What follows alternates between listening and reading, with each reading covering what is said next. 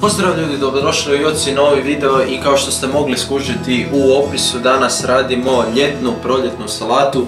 Nije nam više ljeto, došla nam je zima, ali nema veze, salat se može jesti cijele godine, tako da za početak dobrodošli u moju kuhinju, ugodno se smjestite i uskoro počinjemo sa akcijom rađenja salate. Prvo nam treba sastojci i onda krećemo u akciju.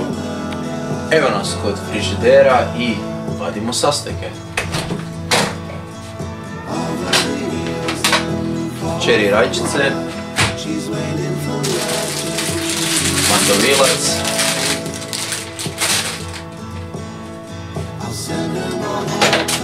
kukuruz,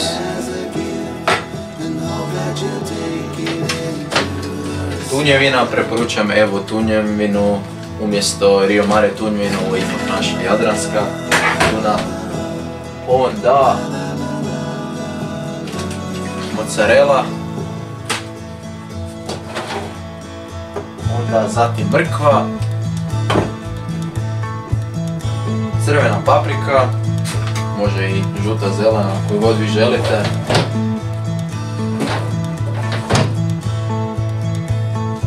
I uzet ćemo irski sir, meni je jedan od najdražih, ne mora biti irski, uzmite koji god želite.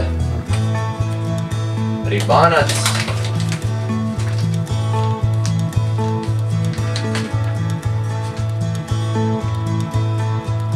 Te još za kraj uzimamo maslinovo djevičansko ulje.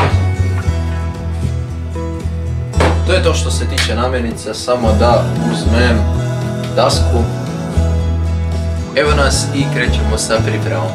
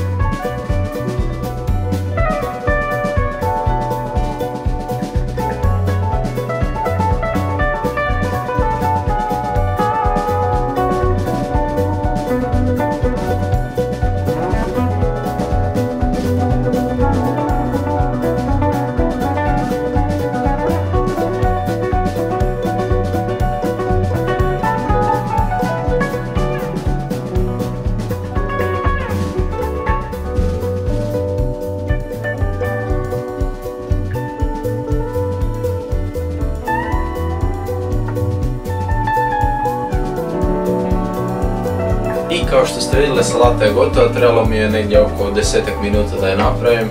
Želim vam dobar tek i nadam se da sam vam pomogao kod toga kako napraviti ljetnu sezonsku salatu, zdrava salata za sportaše, ne sportaše, nebitno. Uglavnom, evo, ako se želite zdravo hraniti, eto, želim vam dobar tek i vidimo se vrlo uskoro. Ćao!